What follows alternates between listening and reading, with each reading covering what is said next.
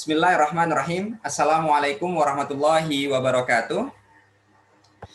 Waalaikumsalam warahmatullahi wabarakatuh. Alhamdulillahilladzi hadana li hadza wa ma kunna linahtadiya laula an hadanallah. Asyhadu an la ilaha illallah wa asyhadu anna Muhammadan abduhu wa rasuluh. Allahumma shalli wa sallim ala sayyidina Muhammad wa ala ali sayyidina Muhammad. Sebelum kita memulai sesi acara pada kesempatan pagi hari ini, terlebih dahulu saya ingin menyapa pemateri kita pada kesempatan hari ini, yaitu Mbak Nanda Faradewi. Beliau merupakan salah satu Certified Financial Planner yang juga sangat aktif untuk memberikan pendidikan, edukasi di bidang perencanaan keuangan. Beliau juga merupakan salah satu mentor saya di bidang keuangan. Selamat pagi Mbak Nanda. Assalamualaikum. Oh, suaranya masih di unmute.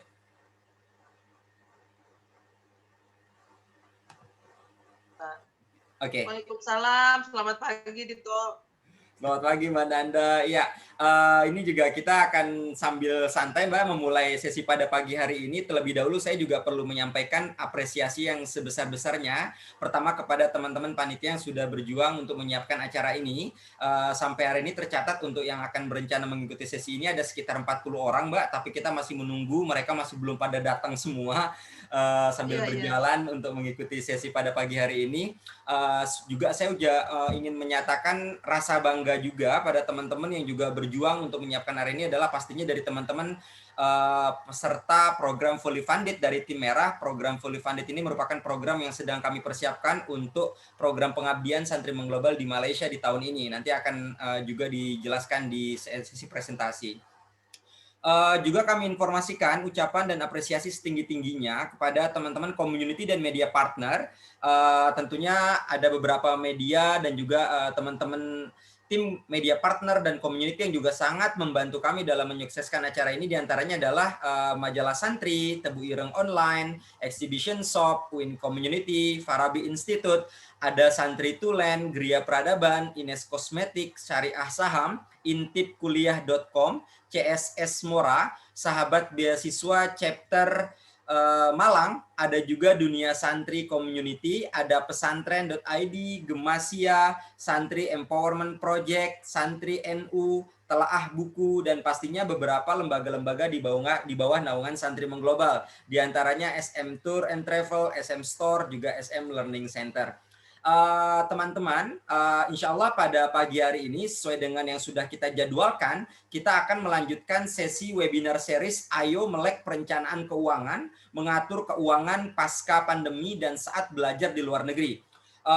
Kali ini secara spesifik kita akan mendiskusikan satu tema yang nggak kalah menarik dari dua sesi sebelumnya, karena juga nanti akan ada pembicara yang sangat qualified, bahkan certified di bidangnya, yaitu Mbak Nanda Faradewi yang akan banyak memberikan kita insight seputar bagaimana mengelola keuangan ala santri saat dan pasca pandemi. Teman-teman, ada yang juga perlu kami informasikan sebelum nantinya saya memberikan waktu lebih lanjut kepada Mbak Nanda. Izinkan terlebih dahulu atas nama Santri Mengglobal kami menjelaskan dan menyampaikan secara singkat tentang profil Yayasan Santri Mengglobal. Diharapkan ini juga menjadi salah satu ikhtiar memberikan informasi lebih lanjut dan mengenalkan Santri Mengglobal kepada khalayak luas. Ya, saya akan mulai presentasi singkat tentang Santri Mengglobal, mulai dari sekilas tentang selayang pandang. Secara singkat, Santri Mengglobal adalah sebuah yayasan yang bergerak di bidang pendidikan, agama, dan sosial. Yayasan ini sudah mulai bergerak di Jakarta di tahun 2018, 1 Oktober, di Hari Kesaktian Pancasila ya, kalau kita tahu jadwal ini. Dan alhamdulillah per tanggal 7 Februari 2020, Santri Mengglobal telah mendapatkan izin resmi secara legal dari pemerintah Indonesia melalui SK Yayasan Menteri Hukum dan HAM. Alamat Santri Mengglobal saat ini untuk alamat yayasan beralamat di Jalan Siliwangi, Cisaat, Kabupaten Sukabumi, dan alamat kantor Santri Mengglobal saat ini di Jalan Komplek Bank Niaga di Pejaten Barat, Pasar Minggu, Jakarta Selatan. Ada beberapa sosial media yang bisa teman-teman follow up lebih lanjut seperti Facebook, website, Twitter, Instagram, dan juga pastinya kontak admin jikalau ada yang ditanyakan lebih lanjut seputar aktivitas dan program dari Santri Mengglobal.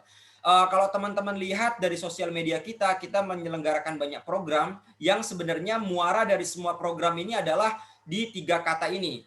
edukasi, informasi, dan motivasi. Jadi ada rencana dari kami itu untuk memberikan edukasi lebih lanjut agar santri ini juga punya wawasan untuk belajar ke luar negeri. Dan juga pastinya selain itu diharapkan santri juga mempunyai pengalaman-pengalaman belajar di luar negeri dan dia bisa diambil dari kakak-kakak mereka yang pernah belajar di luar negeri sebelumnya.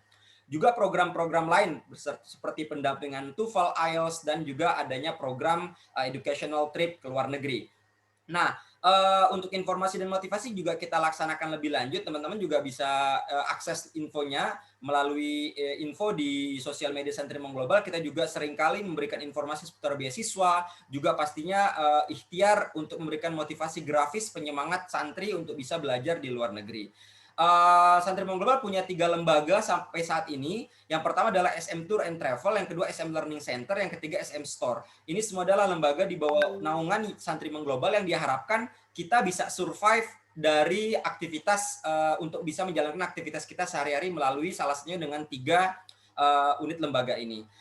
Ini teman-teman secara singkat tim kami yang ada di Santri Mengglobal, mulai dari Dewan Penasehat, pengawas, pembina, juga kami punya tim inti yang memang terdiri dari 10 tim, tapi dengan tambahan satu jadi ada 11. Ini ada mulai dari ketua pengurus yayasan sampai dengan koordinator bidang sosial dan keagamaan.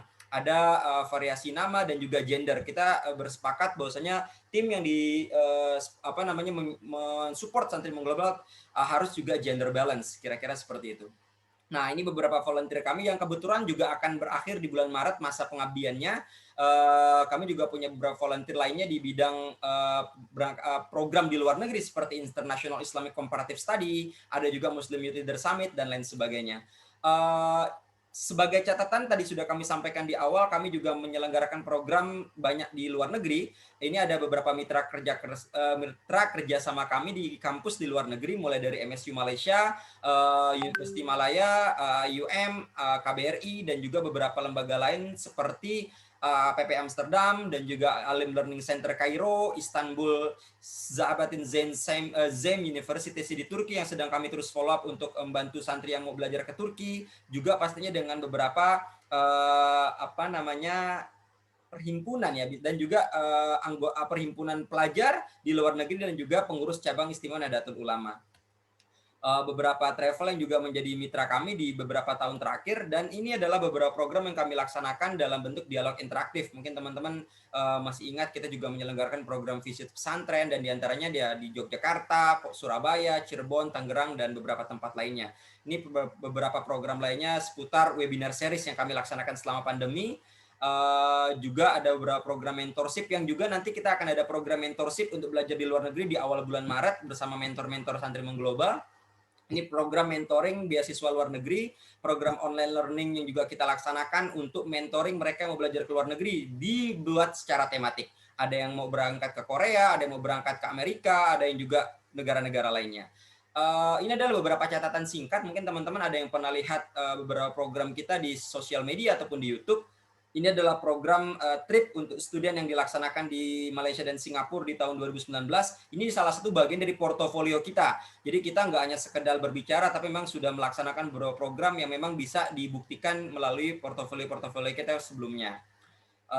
Ya, ada kunjungan untuk santri, guru, dan juga beberapa student ataupun siswa yang ingin melanjutkan belajar ke luar negeri ataupun juga ingin merasakan atmosfer belajar di luar negeri. Ini juga ada program training untuk Muslim Youth Leader ya, calon pemimpin masa depan yang kita adakan juga di tahun 2019 lalu di Malaysia dan Singapura.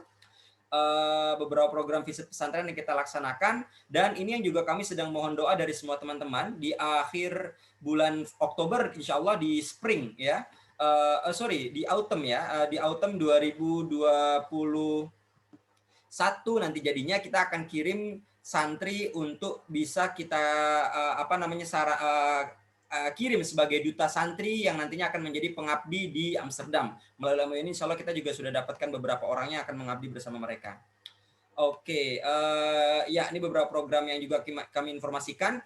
Sebagai gambaran, teman-teman, ini juga perlu saya sampaikan di awal. Jadi program yang dilaksanakan dalam rangka webinar series perencanaan keuangan dan juga mentoring belajar di luar negeri ini merupakan salah satu bagian dari rangkaian program Global Visit and Young Volunteer Experiences. Jadi memang kemarin teman-teman mungkin ingat ada beberapa donasi yang disampaikan kepada panitia. Semua donasi yang disampaikan kepada panitia untuk melalui program ini adalah untuk nantinya disumbangkan dan diberikan kepada guru-guru dan juga santri-santri di Malaysia yang nantinya akan kami salurkan melalui program Global Visit and Young Volunteer Experiences. Semoga ini juga menjadi salah satu jariah dan manfaat untuk kita semua. Beberapa program yang sudah kita laksanakan di Februari-Maret 2021 juga ini yang sedang berlangsung dan juga akan berlangsung dalam waktu dekat, program mentorship belajar di luar negeri. Dan terakhir yang ingin kami sampaikan adalah alasan mengapa santri Indonesia harus mengglobal. Mimpi kami sederhana, kami membayangkan momentum Indonesia 2045 nanti kelak juga banyak diwarnai kalangan santri. Santri diberikan kesempatan, diberikan waktu untuk juga bisa mempelajari lebih lanjut tentang ilmu-ilmu yang mereka bisa dapatkan di luar negeri, lalu mereka bisa pulang dan kembali untuk nantinya mereka bisa mengabdi sesuai dengan passion dan juga bidangnya masing-masing. Menarik ya kalau santri dikasih kesempatan belajar filsafat, linguistik, ekonomi, kesehatan, kedokteran, hukum, tafsir, dan lain sebagainya di luar negeri. Mereka belajar semaksimal mungkin, dapat pengalaman baru, ilmu baru, wawasan baru, lalu mereka pulang ke tanah air, mengabdi sesuai dengan bidang dan juga passionnya masing-masing. Act locally, think globally. Pastinya akan ada salah satu kado menarik untuk Indonesia 2045 nanti. Akhir kata, dengan bangga kami juga sampaikan saatnya santri mengglobal. Demikian catatan singkat dari Santri Mengglobal yang sudah saya sampaikan di awal. Tapi sebelum saya akan memberikan lebih lanjut, ini ada juga kami juga akan memberikan kesempatan terlebih dahulu kepada teman-teman dari Ines Kosmetik yang sudah memberikan fasilitas berupa sponsor, salah satunya untuk kesuksesan terselenggaranya acara ini. Silakan Mbak Ruli, kami persilakan.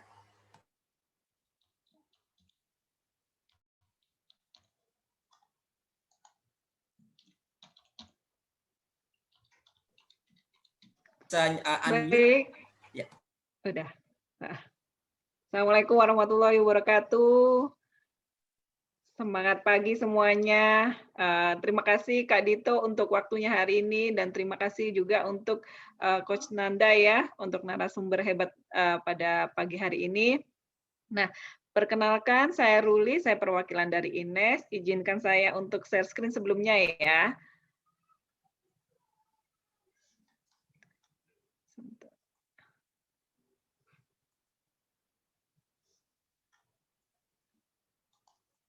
Oke, baik. Mungkin di sini beberapa teman-teman sudah ada yang tahu dan ada yang belum mengenai apa sih Ines itu gitu. Nah, di sini kami coba berkenalan ya. Untuk Ines Kosmetik sendiri adalah produk kosmetik yang diproduksi oleh PT Kosmetika Tama Super Indah, berdiri sejak tahun 1998. Nah, pada awal pendiriannya, Ines Kosmetik dibantu oleh seorang pakar kosmetik. Beliau adalah Insinyur Norbert Hans. Beliau sudah berpengalaman 44 tahun lebih di bidang kecantikan atau kosmetik di Eropa. Nah, untuk home base atau tempat produksi Ines Kosmetik sendiri, kita berada di Jalan Randu Agung nomor 6, Singosari, Malang, Jawa Timur. Nah, pada teman-teman yang mungkin sudah memakai ataupun yang belum, tidak usah khawatir ya, atau jangan khawatir karena Ines Kosmetik sudah teruji secara laboratoris, kemudian sudah bersertifikat dari Balai POM dan sudah bersertifikat halal dari MUI. Nah, untuk beberapa produk kami kita bagi menjadi 3, yaitu ada facial treatment, ini perawatan khusus untuk wajah, kemudian ada make up ya, mungkin di sini teman-teman yang cewek biasa memakai ya, seperti blush on, lipstick dan yang lain-lain. Kemudian ada juga body care, jadi ini perawatan untuk seluruh tubuh. Nah, kami mempunyai misi yaitu membantu wanita Indonesia agar memiliki kulit ideal, sehat, dan bebas dari segala permasalahan kulit. Tetapi pada perkembangannya tidak hanya wanita yang bisa menggunakan Ines Kosmetik, para pria pun juga bisa. Nah, kami mempunyai tagline adalah Happiness with Ines, dengan harapan semua pengguna Ines Kosmetik merasa happy karena kulitnya sudah sehat, kemudian sudah bebas dari segala permasalahan kulit. Nah, jika teman-teman ingin mengenal lebih jauh tentang Ines, boleh follow di akun Instagram Ines Kosmetik atau di Facebook.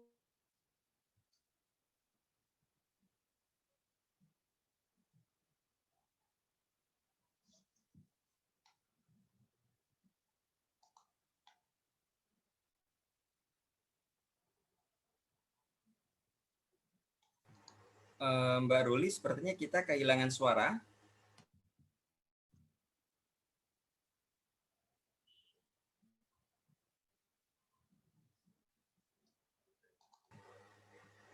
Oke, Mbak Ruli masih.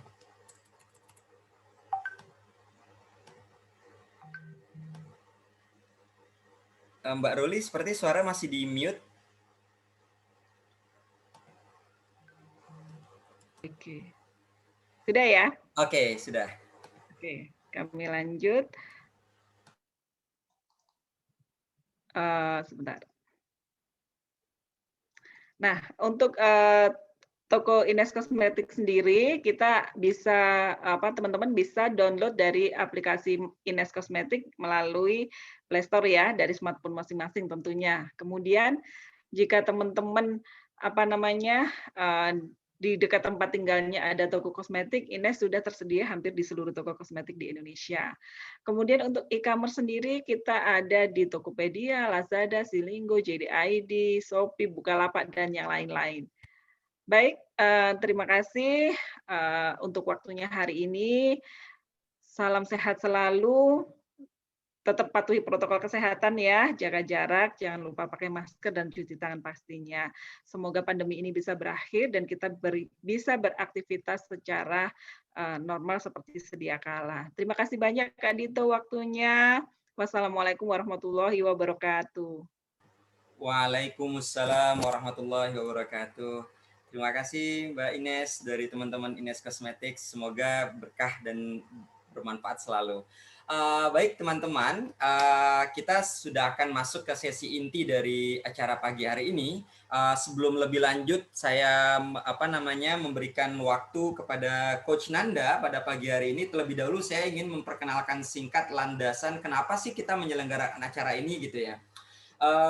Santri mengglobal juga berpandangan seperti ini, Coach. Jadi santri itu juga tidak hanya harus cerdas secara intelektual, spiritual, emosional, tapi juga harus cerdas finansial. Dan ini yang kadang suka dilupakan oleh teman-teman santri. Banyak kita belajar mendapatkan ilmu, tapi lupa ada sisi lain yang juga harus kita pikirkan. Salah satunya adalah urusan finansial. Dan ya, ini juga adalah salah satu bagian dari ikhtiar kami agar sesi-sesi ini adalah bisa memperkenalkan lebih lanjut kepada teman-teman santri bahwasanya melek perencanaan keuangan itu adalah salah satu hal yang penting dan harus kita lakukan sedini mungkin. Karenanya kita berharap nih Coach Nanda nantinya juga akan bisa memberikan informasi lebih lanjut tentang apa dan bagaimana yang harus kita lakukan untuk bisa melek perencanaan keuangan, khususnya di tengah kondisi pandemi seperti ini. Ini karena juga ini sedang kita rekam Coach, jadi mungkin saat nanti selesai acara ini akan kita publikasikan di YouTube dan mungkin ada beberapa quote-quote yang akan kita potong-potong nih Coach. Biasanya kan ada materi-materi menarik nih, Coach Nanda suka menyampaikan itu semua.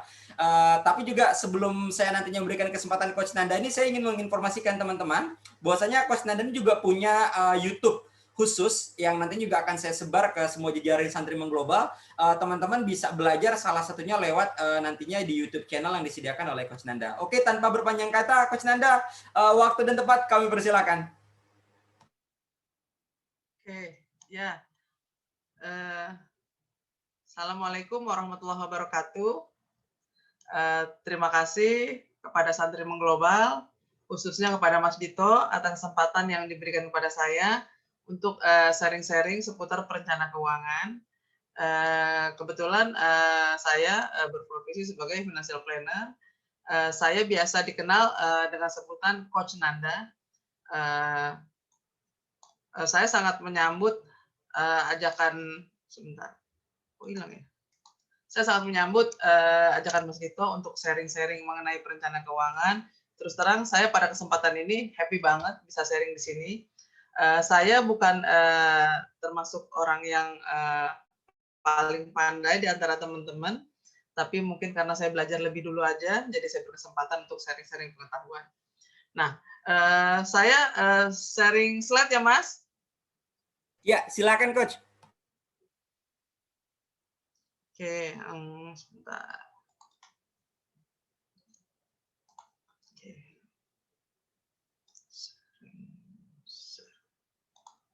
Oke. Terlalu besar ya.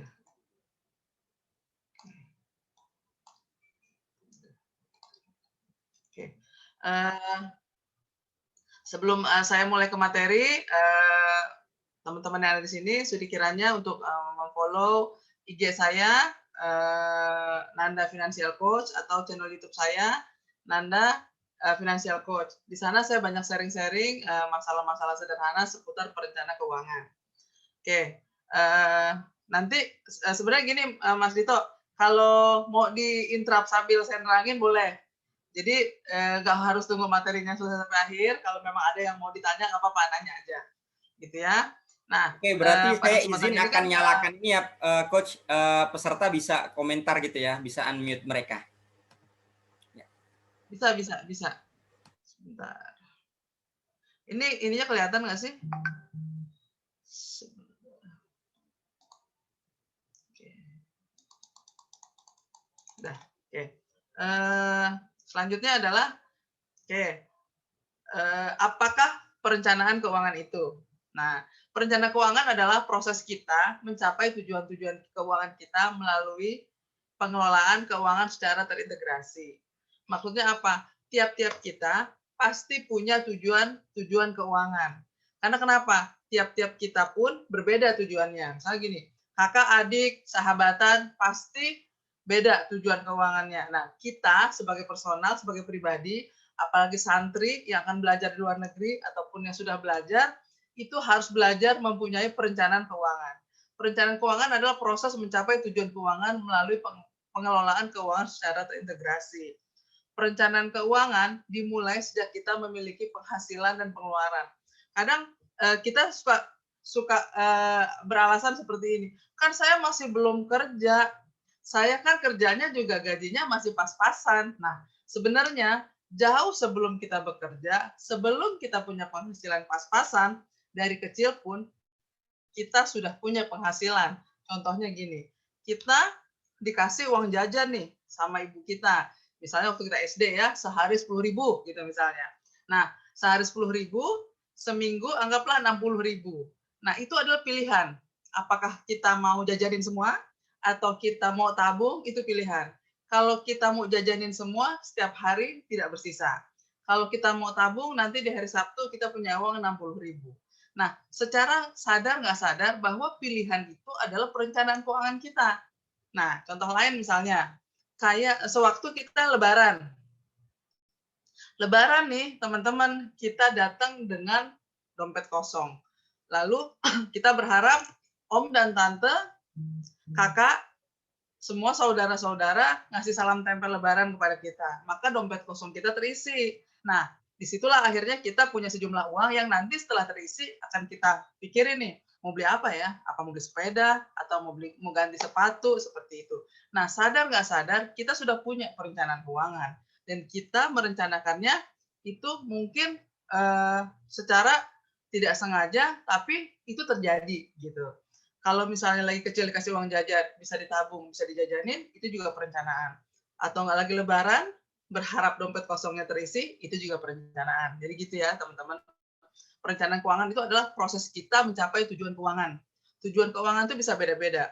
Ada yang mau beli motor, ada yang mau beli rumah, ada juga mau sekolah ke luar negeri, misalnya nggak dapat beasiswa, atau juga misalnya mau ikut short course gitu misalnya. Nah, itu semua adalah bagian dari tujuan keuangan. Nah, selanjutnya adalah apakah fungsi profesi perencana keuangan. Nah, sebelumnya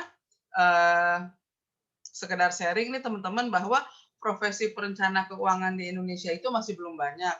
Karena kenapa? Karena dibandingkan dengan jumlah orang yang diedukasi, itu sangat sedikit komunitas perencana keuangan. Jadi yang memilih profesi perencana keuangan itu sangat sedikit. Nah, Lalu, apakah fungsi dari perencana keuangan itu sendiri? Fungsi dari perencana keuangan itu adalah kita sebagai perencana keuangan harus mampu mendengar keluhan-keluhan klien kita terhadap rencana keuangan ke depannya. Nah, kita nih sebagai perencana keuangan tuh harus bisa mendengarkan sekiranya tiap-tiap orang berbeda keluhannya. Setelah kita mendengar keluhannya tuh, lalu kita memberikan informasi. Lalu setelah kita memberikan informasi, kita mengedukasi. Lalu kita memotivasi.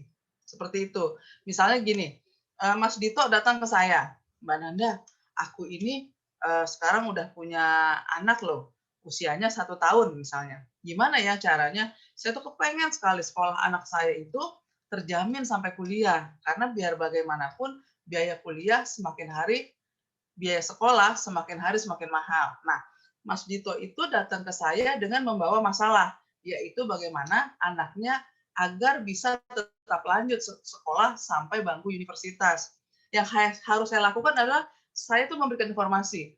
Gini loh Mas Dito, kalau kita mau merencanakan keuangan dengan baik, salah satunya adalah kita mengikuti asuransi pendidikan untuk anak kita, di mana asuransi itu bisa mengcover anak kita sampai kuliah. Jadi asuransi pendidikan itu akan membantu uang pangkal, uang muka sekolah anak kita ketika anak kita mau masuk sekolah dasar, mau masuk SMP, mau masuk SMU, seperti itu. Lalu selanjutnya pengen masuk kuliah. Nah, uang pangkalnya itu terbantu dengan kita mengikuti asuransi pendidikan. Nah, setelah itu saya mengedukasi keuntungannya. Misalnya, kalau kita mengikuti anak kita, mensertakan anak kita dalam asuransi pendidikan, misalnya terjadi di kemudian hari adalah hal-hal yang tidak diinginkan. Misalnya si ayah, si pemberi nafkah, itu meninggal lebih cepat ketimbang usia anaknya itu ketika mau sekolah. Maka asuransi akan terus melanjutkan tanggung jawab tersebut sampai anaknya itu duduk di bangku kuliah, walaupun orang tua atau si penjamin dari anak tersebut sudah meninggal lebih dulu, seperti itu. Nah, lalu memotivasinya bagaimana? Nah, misalnya gini, misalnya Mas Dito datang ke saya bulan Januari, gitu kan, dengan masalah pendidikan anak. Nanti itu akan saya pantau, bagaimana di bulan Februari sudah ambil keputusan belum? Brandingnya boleh apa saja, asuransinya mereknya boleh apa saja. Yang penting anak kita disertakan dalam mengikuti asuransi pendidikan. Nah, itu adalah bagian dari motivasi yang harus dilakukan oleh perencana keuangan. Seperti itu teman-teman. Nah, setelah kurang lebihnya teman-teman tahu lah ya, apa itu fungsi profesi perencana keuangan. Selanjutnya saya akan coba sharing bagaimana cara kita membenahi perencanaan keuangan kita. Di sini saya punya beberapa jurus yang sekiranya mungkin jurus ini efektif dalam kita mengubah untuk melek perencanaan keuangan, baik itu pribadi ataupun keluarga, baik keluarga muda ataupun keluarga yang sudah lama berumah tangga. Nah, pertama adalah sampai sini mungkin ada yang mau ditanya seputar perencana keuangan, profesinya? Sebelum saya melanjutkan. Kayaknya perlu kita tanya dulu nih Coach, statusnya apa aja sekarang nih teman-teman santri kita? Oh iya betul. Ini kayaknya lebih banyak yang mahasiswa, apakah rumah tangga muda atau bagaimana nih? Boleh nih di-share nih, biar ini apa namanya? Biar terjawab semua kondisi.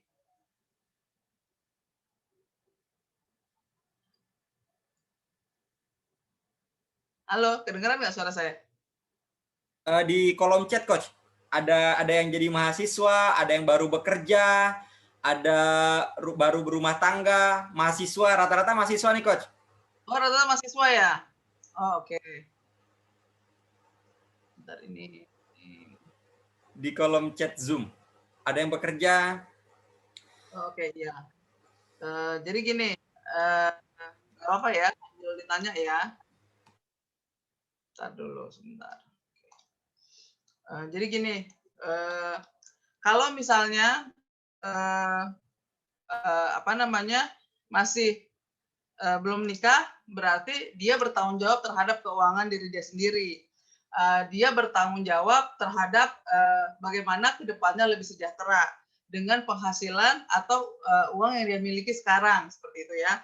Nah, kalau sudah menikah berarti harus kerjasama dua orang untuk mencapai satu tujuan. Tujuannya yaitu adalah sejahtera, gitu. Jadi jangan sampai kita berumah tangga setahun, 2 tahun, 3 tahun ternyata isinya adalah hanya biaya-biaya aja, tanpa kita memikirkan aset, tanpa kita memikirkan bagaimana asuransi pendidikan, asuransi kesehatan, asuransi jiwa, seperti itu ya. Nah, oke, ini saya mulai aja. Oke, saya mau sharing ke teman-teman itu adalah, yang pertama adalah mulai mencatat secara harian apa saja pemasukan dan pengeluaran kita. Lalu kita buat list kebutuhannya, lalu kita bandingkan. Jadi gini teman-teman, kita nih, apalagi besok mungkin tanggal 1 Maret ya, itu kita bisa mulai untuk mencatat. Kita mulai mencatat berapa pemasukan kita, berapa pengeluaran kita. Nah, kalau kita udah biasakan mencatat nih, nanti misalnya bulan Januari kita nyatet, bulan Februari kita nyatet, bulan Maret kita nyatet. Paling tidak dalam 3 bulan berturut-turut kita mencatat, kita jadi tahu tuh, oh peta ekonomi saya sekarang seperti ini. Oh ternyata saya masih besar pasak daripada tiang. Oh ternyata saya borosnya di sini. Gitu. Jangan menyepelekan pengeluaran kecil. Karena gini, misalnya parkiran 5.000 nih. Kalau kita dalam satu hari itu parkir aja 10 kali, itu udah 50.000. Jadi sebisa mungkin biasakan mencatat. Baik laki-laki maupun perempuan. Catat aja di buku kecil. Oh hari ini saya kemana? Kemana? Sebaik-baiknya mencatat adalah pada hari itu. Jadi jangan sampai kita nunggu besok deh. Nunggu besok jangan. Kalau bisa pada malam hari sebelum kita tidur, kita review tuh. Hari ini kita kemana ya? Kita ngeluarin apa aja ya? Nah itu dicatat. Jangan sampai nanti semua dicatat di kepala, lama-lama kita lupa. Karena kenapa? Kalau kita biasain mencatat nih, itu lama-lama kita jadi tahu, oh uang kita kemana aja ya? Kita dalam sebulan itu rezekinya dari mana aja ya? Karena kan yang namanya rezeki belum tentu hanya gaji kan? Bisa juga dapat komisi, bisa juga dapat bonus, bisa juga dari kerja part-timer tiba-tiba dapat uang, bisa juga jadi freelancer tiba-tiba jadi dapat uang gitu. Jadi itu harus dicatat. Sebisa mungkin dicatat, sekecil apapun dicatat. Kalau idealnya nih, mungkin anggaplah kita masih bekerja. Kalau kita bekerja itu kan pemasukannya dari gaji ya, misalnya. Nah, gaji itu 1 bulan hanya kita dapat 1 kali. Kita catat tuh sebagai pemasukan, penerimaan, gajian. Nah, gitu. Nah, dari gajian itu, kita akan mencatat pengeluaran sebanyak 30 kali minimum. Jika sehari itu hanya kita mengeluarkan 1 kali pengeluaran. Bisa kebayang kan? Berarti tiap hari itu ada catatannya. Karena nggak mungkin, misalnya hari ini kita libur dulu makan.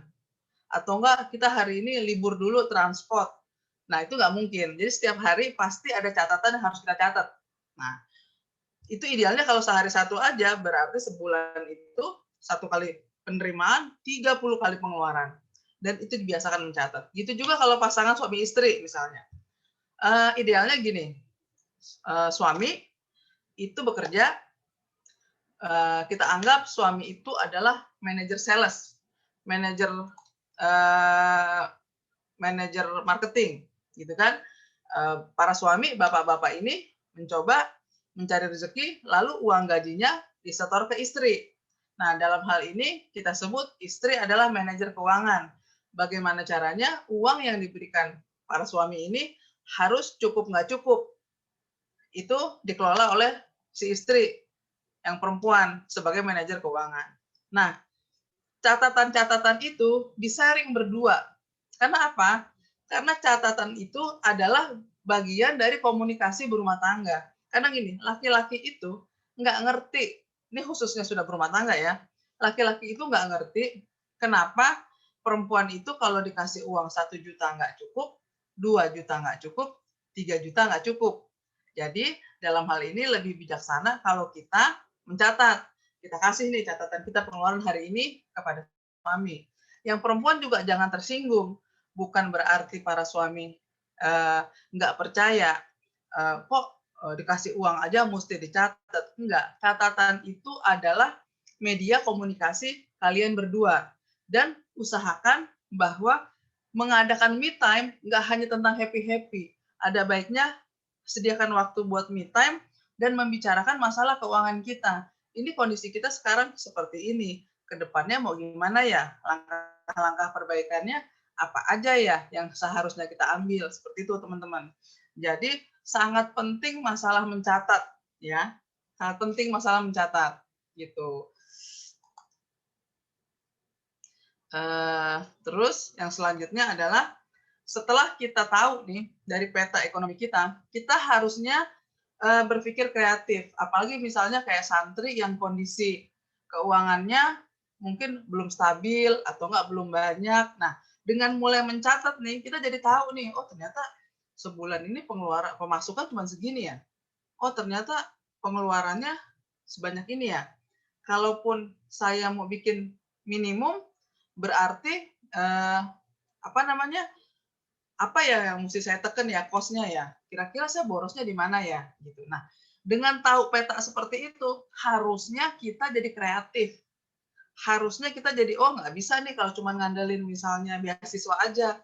Saya harus jadi kreatif nih. Misalnya apa ya? Oh, misalnya saya menjadi translator gitu misalnya. Mungkin saya akan cari uang tambahan dengan menjadi translator atau misalnya menjadi guru ngaji di negara orang gitu ya. Jadi sebenarnya dengan kita mencatat dan kita tahu tuh rapot kita, peta ekonomi kita sendiri ataupun berkeluarga, itu harusnya menjadi langkah awal kita menjadi kreatif yang positif. Jangan sampai setelah kita tahu peta kita, kita jadi semakin lemes gitu loh. Semakin, waduh ternyata ya nggak cukup. Nah, itu segera diganti itu. Frekuensinya diganti dengan frekuensi semangat. Jadi gimana caranya dengan kondisi yang ada, catatan yang ada, apa nih? Apa nih kreativitas apa nih yang harus saya tingkatin sehingga saya punya other income yang akan mensupport saya punya kebutuhan sehingga saya bisa punya uang tambahan. Seperti itu teman-teman. Ini saya kecepatan kan nih neranginnya? Enggak, Prof. Kami masih menghayati. Oh, masih menghayati ya? Oke. Selanjutnya. Wah, ini seru nih. Jurus selanjutnya adalah pastikan kita membeli barang karena kebutuhan, bukan karena keinginan. Apalagi kalau kita membeli barang itu karena faktor promo. Atau sebenarnya barang itu kita nggak perlu-perlu banget. Misalnya gini, wah beli satu dapat satu nih, kapan lagi? Waduh, lagi diskon sekian persen nih. Atau enggak, pas lagi diskon, ih barang ini gue banget, lucu. Itu harus kita pikirin lagi. Kita butuh apa enggak? Jangan-jangan semua keinginan kita adalah kebutuhan. Kalau udah pada kondisi seperti itu, repot. Kita nggak bisa bedain. Kadang-kala gini, ih lagi promo, lucu-lucu, beli satu dapat satu. Ternyata setelah kita beli, barang yang kita beli menjadi member di gudang kita. Ternyata kita sadar bahwa barang itu nggak perlu banget. Nah, itu juga terjadi jika misalnya gini, kita punya teman hobi belanja dan dia sangat terganggu kalau kita nggak belanja. Jadi kepengennya nih si teman ini kita boros bareng. Nah, apabila kita ketemu teman-teman yang seperti itu, kita harus kuat-kuat tuh imannya. Jangan sampai belum lagi godaan diskon, godaan promo, terus godaan temen lagi yang bilang gini misalnya, ini Nanda ini baju bagus banget tuh kalau lo pakai, ini baju lo banget tahu, sayang lo nggak beli, mumpung promo kapan lagi, merek ini jarang lo sell. Padahal sih misalnya baju gitu ya, saya nggak butuh banget itu baju saya juga di lemari masih ada, tapi karena godaan Saiton ya dalam bentuk temen, akhirnya saya beli juga. Akhirnya setelah saya beli, belum tentu juga saya pakai kan. saya taruh aja di lemari saya di wardrobe sebagai member baru. Nah, hal tersebut yang harus benar-benar teman-teman itu sadari. Kita beli sesuatu itu karena butuh, apa karena ingin. Terus gini, kita kalau udah tahu nih apa yang kita butuhin, apa yang kita inginin, belajar bikin list, bikin daftar. Pertama misalnya, contoh misalnya gini deh. Misalnya Mas Dito udah punya anak. Lalu anaknya, kan anak sekarang tidur pada pakai AC ya pada umumnya. Nah, ternyata AC di kamar anaknya Mas Dito rusak, harus diganti. Itu yang pertama poinnya. Yang kedua, kayaknya ini anak usianya udah agak besaran nih. Kayaknya lucu deh kalau kamarnya didesain agak-agak ya, kalau cowok agak kecowok-cowokan, misalnya ada gambar-gambar yang lucu, atau cewek misalnya anaknya agak-agak pinky, seperti itu ya. Nah, itu setelah dicatat, harus dipikirin, kira-kira mana yang diduluin ya? Renovasi kamar anak atau ganti AC? Kayak dua-duanya emang buat anak. Nah, di situ kita bisa ambil keputusan. Pertama gini, kalau Mas Dito nggak ganti AC, mungkin anaknya nggak nyaman tidur kegerahan. Tapi kalau Mas Dito nggak segera ganti renovasi kamar anak supaya lebih nyaman, anaknya akan tetap bisa tidur. Karena kenapa? Karena AC-nya berfungsi. Jadi dalam hal ini yang menjadi kebutuhan itu AC-nya. Kalau renovasi kamar anak itu namanya masih keinginan dan bisa ditunda. Seperti itu teman-teman. Kita juga begitu, misalnya gini. Kita nih, anggaplah santri punya uang beli motor gitu misalnya ya. Kira-kira motornya fungsional atau untuk fashion? Misal kalau cowok gitu ya, beli harga-harga yang masih misalnya 15 jutaan secara fungsional itu masih bisa dipakai lah motor yang harga 30 juta gitu kan. Nah, di situ yang akhirnya kita harus mikir baik-baik antara kebutuhan atau keinginan. Seperti itu. Nah, selanjutnya adalah kurangi aplikasi online. Wah, ini kadang kalau saya saranin seperti ini, semua orang ketawain saya nih. Mana bisa, katanya.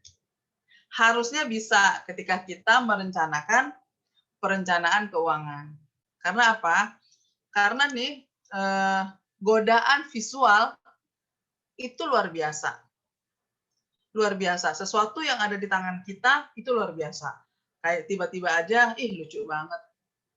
Ih gue banget, ih warnanya nggak umum. Kita selalu menemukan banyak alasan pembenaran ketika kita mengikuti aplikasi online shopping, gitu ya. Jadi kalau kita punya banyak nih teman-teman aplikasi online, coba deh harus disiplin, harus tega kurangin satu. Biarin aja tinggal satu. Itu kalau punya aplikasi online-nya lebih dari satu. Tapi gimana kalau punya aplikasi online-nya tinggal satu? Ya udah, tiadakan dulu aja. Hapus dulu aja tuh online shopping-nya dari handphone kita. Karena kenapa? Karena kita menghindari godaan visual. Nggak selamanya sih kita harus menghapus aplikasi itu, tapi pada masa kita membenahi keuangan kita, sebaiknya kita lebih disiplin agar kita nggak tergoda dengan godaan belanja online shopping. Ternyata sekarang ini nggak laki nggak perempuan juga keranjingan belanja online shopping gitu loh. Kadang nggak terasa tiba-tiba belum misalnya yang sudah bekerja nih, ternyata belum sampai tanggal gajian lagi uangnya sudah habis. Karena kenapa? Karena keasikan online shopping, gitu ya. Nah itu teman-teman. Selanjutnya adalah Mas Dito, saya sampai jam berapa nih? Feel free, kita bisa sampai maksimal jam 11 nanti karena sesi ini agak santai. Oke. Bisa lebih maksimalkan karena ini inti dari acara ini salah satunya. Oh iya. Oke. Nah, yang selanjutnya adalah kenali ragam investasi sedini mungkin. Misalnya investasi logam mulia, investasi properti, dan satu lagi yang akan saya tambahkan adalah kembali ke sekolah sebagai bentuk investasi. Apa nih maksudnya? Misalnya gini, kenapa sih saya pribadi itu belum berani menyarankan orang untuk investasi selain logam mulia, properti, dan kembali ke sekolah ya sebagai bentuk investasi belajar. Karena gini, orang Indonesia itu kebanyakan profil resikonya itu itu belum ada yang agresif gitu. Rasanya biasanya mereka itu konservatif, moderat, dan agresif ya. Itu 3 jenis profil risiko. Nah, itu adalah profil risiko itu kalau misalnya konservatif itu adalah kita main aman. Jadi misalnya gini, saya nabung 10 juta nih. Nggak apa-apa lah bunganya nggak terlalu besar, tapi 10 juta saya nggak hilang. Kapanpun saya mau ambil, 10 juta saya masih utuh, saya dapat imbalan jasanya sedikit kecil, sedikit nggak apa-apa. Itu masih konservatif. Dan kebanyakan orang kita seperti itu. Kalau teman-teman udah ada yang mulai ngikutin subscribe saya punya channel YouTube saya yang terakhir itu adalah tentang investasi bodong. Jadi cerita sedikit gitu ya, saya dapat informasi dari teman saya bahwa di suatu desa di Kota Bogor ini ada sedang marak investasi bodong. Investasi bodong itu adalah investasi yang tidak bisa dipertanggungjawabkan ya, dan investasi itu tidak disarankan oleh OJK. Jadi yang mau saya gali itu adalah gini. Ada seorang ibu yang menjual sawahnya, yang sawahnya dia punya itu karena turun-temurun, lalu dengan iming-iming imbal hasil yang besar, sawah itu dijual, ternyata uangnya nggak kembali. Uangnya hilang, sawahnya hilang. Yang terjadi apa selanjutnya? Si ibu itu kena sakit jiwa. Tiba-tiba mengalami stres berat, tiba-tiba ngomong sendiri, tiba-tiba nanti pingsan, nanti misalnya dia meraung-raung karena asetnya hilang, dan yang seperti ibu itu banyak di kampung itu. Sedih nggak kita ngelihat tiba-tiba suatu keluarga secara sistemik semakin turun keadaannya. Pandemi aja kita sudah sulit. Apalagi terjadi kejadian-kejadian khusus seperti itu dikarenakan ikut-ikutan investasi bodong. Orang kita nggak siap. Orang Indonesia itu mentalnya belum siap seperti itu. Nah, selanjutnya Nanda nyaranin logam mulia. Kenapa logam mulia? Karena logam mulia itu adalah, kembali dulu ke profil resiko ya. Kalau profil resikonya itu moderat, itu ibaratnya gini. Saya investasi 10 juta. Uang saya hilang sebagian. Lalu saya masih berpikir gini, nggak apa-apa. Investasi begitu. Yang selanjutnya, misalnya agresif. Saya, ini contoh ya perumpamaan. Contoh, misalnya saya itu investasi 10 juta. Ternyata setelah 3 bulan saya berinvestasi, uang saya hilang 10 juta, nggak kembali. Lalu saya cuma bilang gini, nggak apa-apa, bisnis, investasi begitu. Dan orang Indonesia belum ada kebanyakan seperti itu. Mereka itu maunya uangnya tetap, untungnya besar. Dan percayalah nggak ada yang seperti itu. Jadi, kita profil resikonya kebanyakan masih konservatif, main aman, walaupun imbalannya nggak besar, seperti itu. Nah, selanjutnya saya nyaranin logam mulia. Kenapa logam mulia? Karena gini, misalnya Mas Dito punya logam mulia 100 gram tahun 2021. Disimpan, dan logam mulia itu masih ada sampai tahun 2030. Di 2030, logam mulianya Mas Dito masih 100 gram, tidak berkurang. Tapi nilainya, nilai emasnya sesuai dengan tahun itu. Jadi sebenarnya kita stabil, kondisi kita stabil. Kita punya 100 gram di 2021 dengan kita punya 100 gram di 2030, maka keadaan kita stabil. Harga emas akan cenderung meningkat sesuai dengan zamannya. Gitu. Jadi sebenarnya investasi logam mulia itu bisa dipastikan jarang merugi, apalagi kalau kita nyimpennya dalam jangka panjang, gitu ya. Nah, sekarang ini investasi logam mulia juga dibagi dua, ada yang bentuk fisik, fisiknya kita bawa kemana-mana, yang selanjutnya itu dalam bentuk virtual. Jadi misalnya virtual tuh kita nabung, misalnya di lembaga-lembaga yang jual logam mulia ya, misalnya emas sekarang 1 juta, 1 gram. Kita nabung nih ke lembaga tabungan emas gitu ya. Lalu nanti di buku tabungan itu saldonya bukan 1 juta, teman-teman. Saldonya 1 gram. Nah, terus bulan berikutnya kita habis gajian pengen nabung lagi nih. Tapi nggak ada uangnya 1 juta. cuma ada 500.000, nggak apa-apa, kita store aja. Kita store ke tabungan emas virtual kita, lalu tiba-tiba saldonya nih kan kita store 500.000, tiba-tiba saldonya berubah jadi 1,5 gram, seperti itu. Jadi saldonya nggak pernah dalam bentuk uang, selalu dalam bentuk gram-graman, gitu teman-teman. Nah, selanjutnya adalah kalau kita mau cetak, misalnya kita udah punya nih di buku tabungan virtual, itu ada 100 gram misalnya. Saya mau cetak 10 gram dulu dalam bentuk emas batangan gitu. Nah, biaya 1 gram cetak itu 85.000 per sekarang ya, saya kurang lebihnya. Kalau tiba-tiba saya mau cetak misalnya 10 gram, berarti saya harus ada ekstra mengeluarkan uang cetak logam mulia itu menjadi emas batangan, itu 850.000. Seperti itu teman-teman informasinya. Nah, selanjutnya adalah properti. Properti itu adalah sesuatu yang kita punya, yang kita beli, yang tiap tahun harganya meningkat. Kalau teman-teman misalnya, gini, jangan sampai teman-teman pikirannya gini, kan saya masih jadi santri, saya kan belum nikah, nanti-nanti aja beli rumah. Jangan seperti itu. Karena kenapa? Kita harus punya mindset bahwa kita itu sebagai bangsa Indonesia harus punya rumah banyak, harus punya aset banyak. Jangan sampai kita punya pikiran gini, misalnya kita tinggal di Bogor, lalu ada rumah murah atau nggak rumah subsidi pemerintah di Tangerang Selatan. Lalu kita ditawarin nih, sebenarnya secara penawaran itu masuk dengan kondisi kita saat itu, misalnya cicilannya masih masuk akal sesuai kemampuan kita saat itu, atau enggak misalnya mumpung rumahnya juga murah, lokasinya juga mungkin strategis gitu ya, biarpun jauh. Nah, kita tuh teman-teman belajar beli rumah sesuai dengan kemampuan. Kan nggak mungkin dong kalau kita masih santri atau nggak kita baru kerja dengan gaji UMR gitu ya, misalnya, lalu kita mau ambil rumah yang klaster, ya nggak juga gitu ya.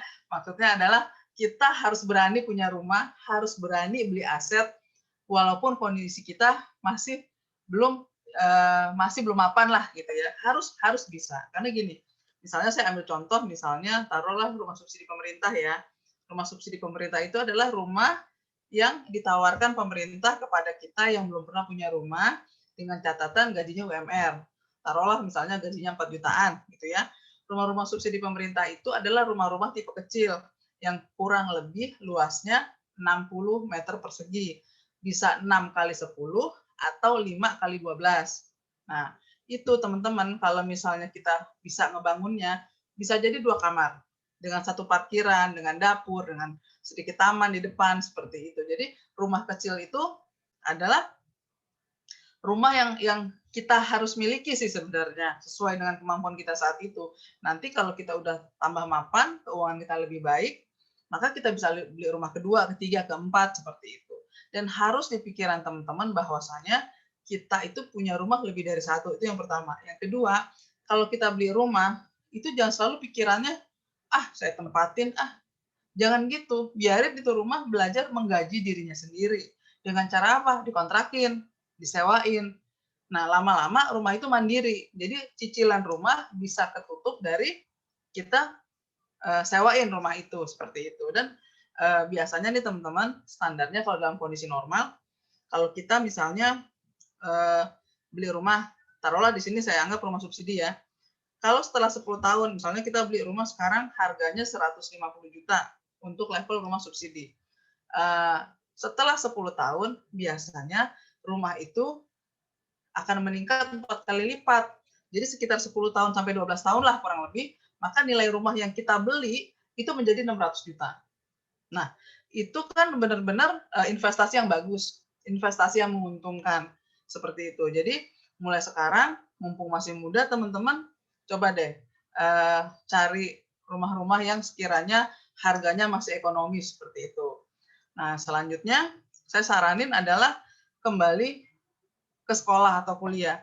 Ini kadang suka saya saranin kepada teman-teman, misalnya gini, kalau teman-teman belum ngambil S1, ambil S2. Kalau teman-teman sudah ngambil S2, ambil sertifikasi. Karena kenapa? Kalau kita kembali sekolah, kita kembali, ya maksudnya ngambil S1, ngambil S2, kalau udah S2 ngambil sertifikasi, pertama keuntungannya adalah pasti level cara berpikir kita berbeda. Ada add value terhadap personality kita. Yang selanjutnya adalah kita nambah teman, nambah networking, nambah jaringan, di mana teman jaringan itu adalah merupakan investasi kita ke depan. Karena biar gimana pun juga, kita akan dipertemukan sama teman-teman yang misalnya kalau kita tadinya S1 terus ngambil S2, pasti dong kebanyakan teman-teman kita sudah pada bekerja, ya kan? Nah, dengan sudah pada bekerja itu berarti kan kita networking-nya lebih bagus dong. Mungkin kita akhirnya ketemu teman yang kerja di bank. Mungkin kita akhirnya ketemu teman yang kerjanya di mining, atau kita ketemu teman yang pengusaha muda. Nah, itu adalah aset. Pertemanan yang baik, yang membangun itu adalah aset. Itu adalah investasi yang bagus. Kenapa kadang saya selalu bilang, jangan takut kembali ke sekolah. Jangan pernah berpikir nanti, dari mana uangnya. Allah pasti kasih jalan. Kalau kita niat baik, akan ketemu jalannya. Yang penting, niat aja dulu bahwa kembali ke sekolah itu adalah bagian dari investasi terhadap diri sendiri. Gitu, teman-teman. Oke, selanjutnya adalah belajar untuk disiplin dalam kelola keuangan. Salah satunya tidak memberi hutang kepada teman dan jangan gemar berhutang. Wah, ini sensitif nih. Jadi maksudnya gini, misalnya gini, saya bekerja. Saya tuh boros orangnya kan. Tapi saya punya teman baik nih, Mas Dito. Pokoknya Mas Dito itu kalau saya kasbon, tiap minggu ketiga atau satu minggu sebelum gajian, pasti dikasih. Nah, saya selalu punya pikiran bahwa kalau saya kepepet, Mas Dito tuh pasti kasih saya pinjaman, soft loan, dalam jangka pendek, gitu kan? Karena minggu ketiga diutangin, gajian bayar. Nah, dalam hal ini, dua-duanya salah. Saya salah, Mas Dito salah. Salah saya adalah, pertama, saya nggak disiplin. Karena apa? Karena saya selalu punya pikiran, akan ada orang yang ngebantu saya. Yang kedua, Mas Dito juga salah. Salahnya gimana? Karena dia, satu, tidak mendidik, membiarkan saya selalu berhutang sama Mas Dito dengan anggapan, Mbak Nanda kerja ini, nggak pernah tuh nggak bayar, misalnya ya. Selanjutnya adalah, Mas Dito sudah menjadikan dirinya ATM buat saya. Itu salah banget. Karena apa? Karena gini, misalnya ya, ini teman-teman perlu tahu, misalnya gini, saya nih, bulan Januari saya kasbon, bulan Februari saya kasbon, bulan Maret saya kasbon. Kalau sampai 3 kali saya selalu kasbon, maka itu adalah pola saya tuh, yang benar-benar hubungan dengan uang buruk. Yang selanjutnya adalah, saya punya andalan Mas Dito, pasti kalau saya minta tolong, ditolongin. Yang teman-teman perlu ingat, kita tuh nggak selalu hidup baik-baik saja. Ada kalanya tiba-tiba kita perlu emergensi. Nah, misalnya kalau saya sudah keseringan kasbon sama Mas Dito, one day saya ada kebutuhan emergensi, pasti Mas Dito akan malas minjemin. Mas Dito akan bilang, kan kemarin udah, atau kemarin kan belum bayar dulu. Nah, itu sisi nggak baiknya. Jadi, sebisa mungkin mulai dari sekarang disiplin. Kita nggak memberikan pinjaman sama orang itu bukan berarti kita tega, tapi kita lihat ini benar-benar susah atau pola. Takutnya itu menjadi habit, menjadi kebiasaan dia, menjadi polanya bahwa nggak usah lah memperbaiki keuangan, banyak ini yang nolong saya. Yang penting kan saya bayarnya on time, nggak bisa begitu. Jadi mulai sekarang kita sama-sama saling koreksi nih. Kitanya yang gemar berhutang atau yang gemar ngasih hutang ke teman, atau gimana? Karena biar gimana pun juga, kalau kita keseringan membantu teman yang dalam tanda kutip polanya memang sudah buruk, itu sama sekali nggak ngedidik. Itu sama sekali bikin orang itu terlena bahwa kita adalah ATM-nya. Nggak bisa begitu. Harus disiplin. Karena kenapa? Karena kan hutang itu diwarisin. Nggak bisa. Harus tegas. Gitu ya. Terus selanjutnya,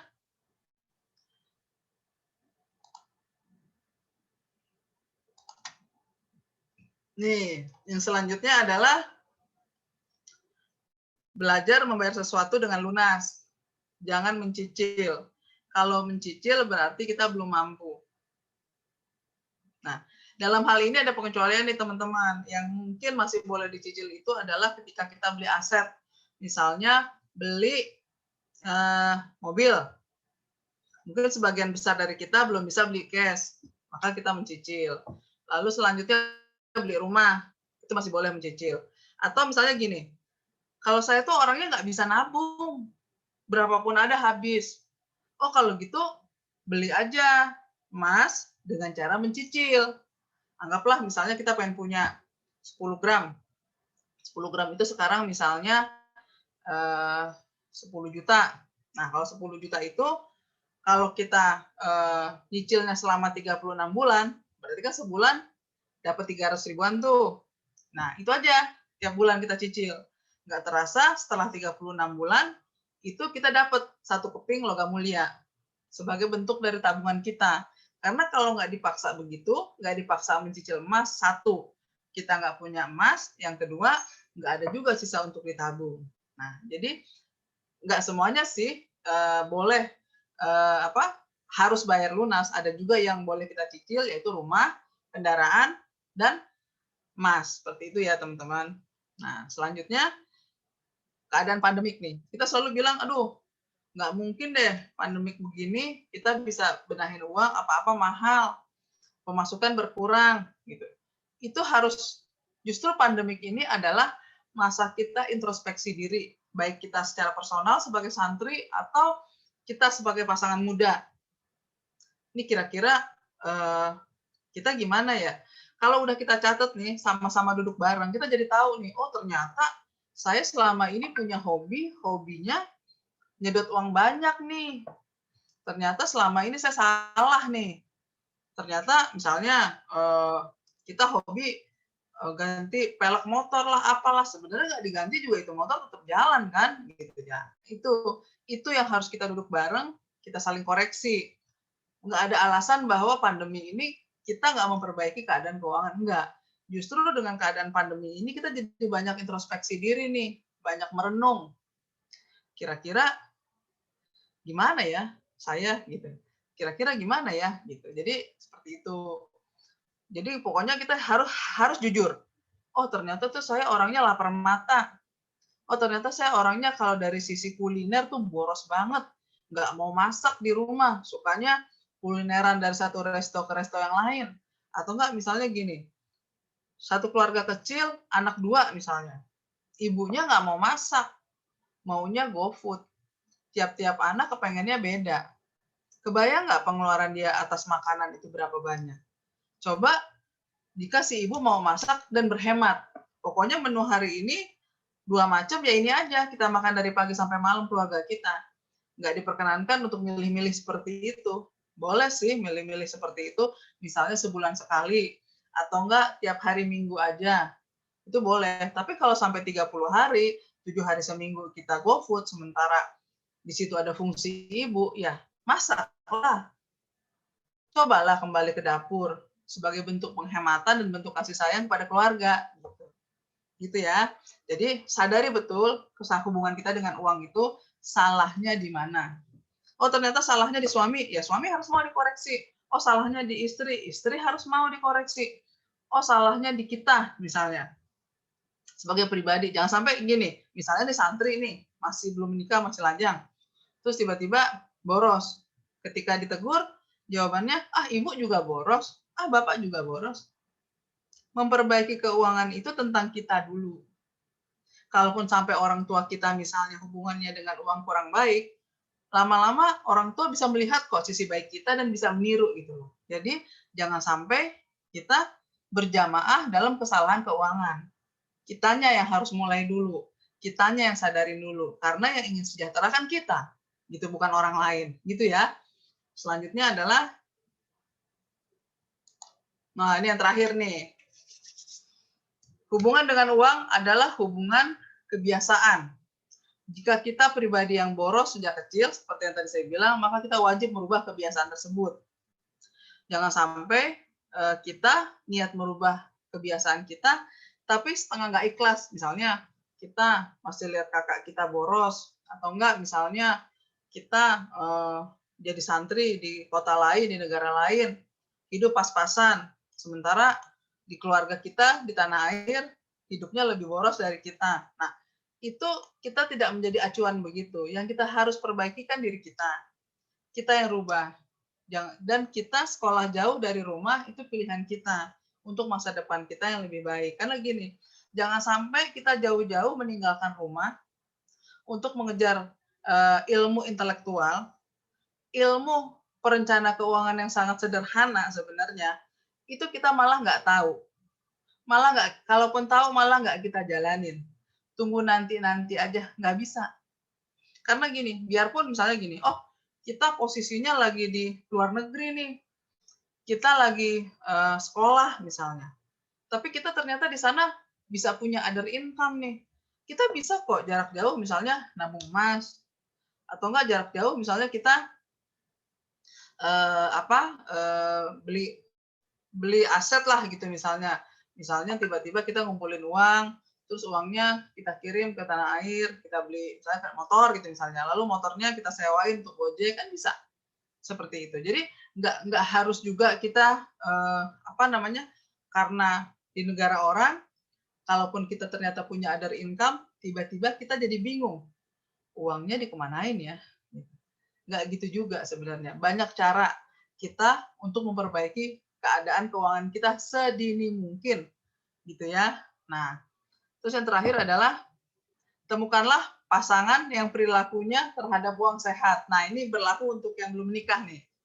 Jadi gini, hidup itu nggak bisa gimana nanti. Hidup itu nanti gimana. Misalnya, saya nih, misalnya anggaplah saya misalnya pasangannya Mas Dito gitu ya.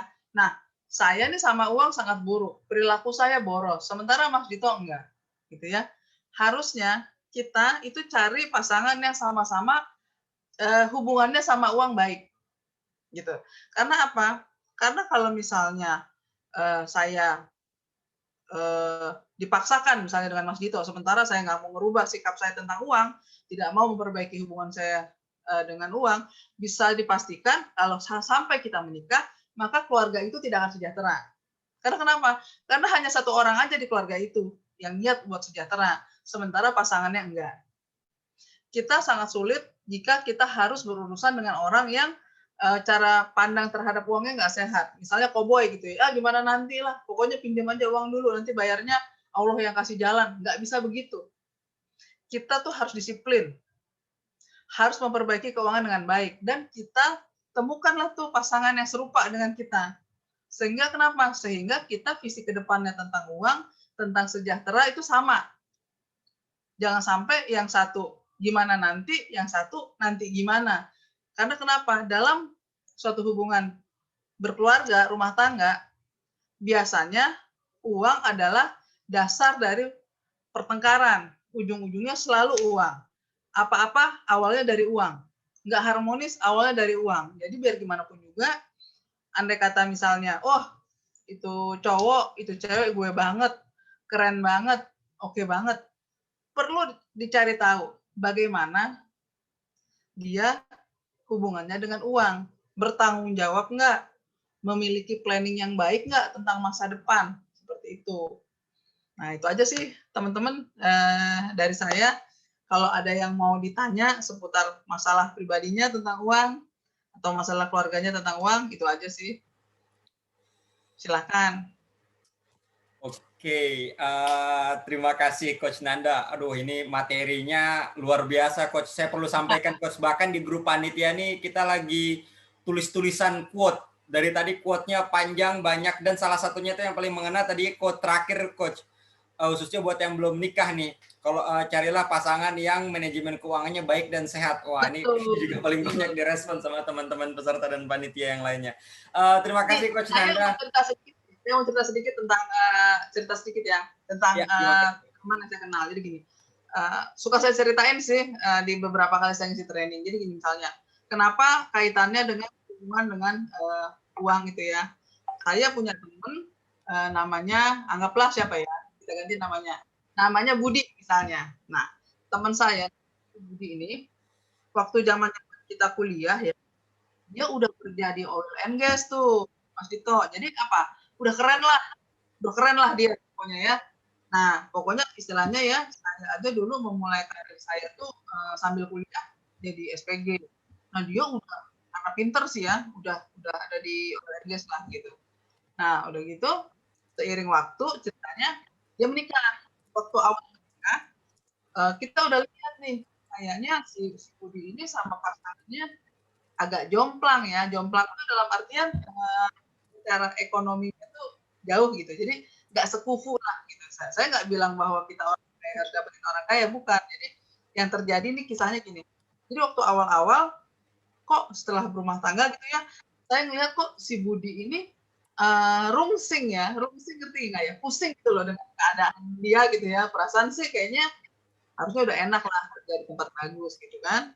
Ternyata selidik punya selidik, ya sebagai teman menyelidiki temannya nih. Ternyata Mas Budi ini kan menikah, istrinya tidak bekerja. Tapi si Budi ini seolah-olah seperti punya istri dua. Bingung kan?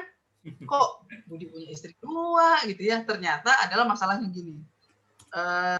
Budi menikah dengan seseorang yang ekonominya jauh dari mapan di bawah dia. Kejadiannya adalah ketika Budi beli TV layar datar, maka nggak lama mertuanya dibeliin TV layar datar. Nah, selanjutnya, ketika si Budi ini beli kulkas 2 pintu yang mewah, maka mertuanya dibeliin kulkas 2 pintu. Nah, saya kira sampai bilang gini, Bud, hati-hati ya, jangan sampai lo beli mobil, mertua lo beliin mobil. Yang ada nanti besar patok daripada tiang. Ternyata begitu keadaannya. Akhirnya seharusnya tadi dari kacamata kita yang umum ya, melihat kehidupan dia seharusnya happy dengan keuangan yang terarah gitu. Ternyata enggak juga. Apa-apa yang Budi punya di rumahnya, Budi nggak nyampur sama mertuanya. Jadi mertuanya rumahnya berbeda. Tapi ketika Budi beli apa-apa, Budi harus beli 2. Yang satunya buat mertuanya. Ya nggak salah sih kalau mau sifatnya hadiah. Tapi kan bukan otomatis langsung kembar kan? Apa yang si anak beli lalu orang tuanya dibeli juga. Karena kan harusnya idealnya tidak menjadi beban keadaan orang tua pada anak. Gitu, seperti itu sih. Jadi itu sekilas tentang kenapa kita harus temukan pasangan yang hubungannya dengan uang baik. Oke, terima kasih Coach Nanda. Ini materi yang sangat menarik dan luar biasa. Ya aku juga katakan ini merupakan salah satu inti materi utama ya dari salah satu rangkaian dari webinar series, karena memang sebelumnya kita berdiskusi seputar saham dan investasi ya. Coach Nanda juga tadi sampaikan, juga mengulas sedikit seputar apa saja jenis investasi yang bisa dilakukan ya. Nggak mesti harus langsung rumah, tapi bisa juga dari logam mulia yang paling sedikit pun, ataupun saham. Juga kemarin kita mendiskusikan soal utang. Tadi Coach Nanda juga sedikit merefleksi kembali seputar utang. Tapi terlepas dari itu semua, kita juga diberikan tambahan amunisi dan informasi baru nih seputar bagaimana kita melek perencanaan keuangan buat keluarga, buat kita belajar. Tapi juga tadi izin aku juga akan mengutip satu lagi yang lain, karena kita juga santri, ada salah satu kata yang menarik dari Coach Nanda tadi, lebih kepada pendidikan itu bagian dari investasi penting ya. Jadi teman-teman santri juga jangan lupakan, selain juga bisa memanage keuangan dan harus disiplin, kita juga harus tetap meluangkan waktu untuk bisa terus belajar. Ya salah satunya mengikuti perencanaan seperti ini, webinar-webinar yang bermanfaat sesuai dengan kompetensi kebutuhan kita, termasuk juga ikut sertifikasi dan lain sebagainya.